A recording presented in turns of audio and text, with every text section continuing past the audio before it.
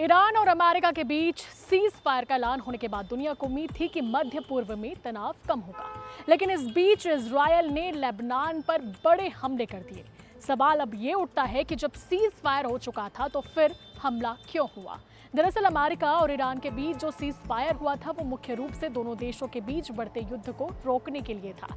Israel का कहना है कि ये समझौता लेबनान पर लागू नहीं होता क्योंकि वहां उसकी लड़ाई हिजबुल्लाह नाम के संगठन से चल रही है जो उनके लिए आतंकी है। इजरायली सेना ने लेबनान के कई इलाकों, खासकर राजधानी बेरूत और दक्षिणी हिस्सों में हवाई हमले किए, जिसमें 254 लोगों की मौत हो गई। लेबनान की सिविल डिफेंस एजेंसी के मुताबिक इस एयर स्ट्राइक में कम से कम 1165 लोग घायल हुए हैं। इसके बाद देश में राष्ट्रीय शोक घोषित कर दिया गया है। इजरायल का दावा है कि उसने हिजबुल्लाह के ठिकानों और कमांड सेंटर को निशाना बनाया।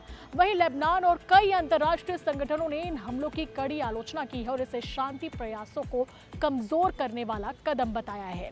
दूसरी ओर ईरान का कहना है कि अगर लेबनान पर हमले जारी रहे तो इससे सीज फायर खतरे में पड़ सकता है।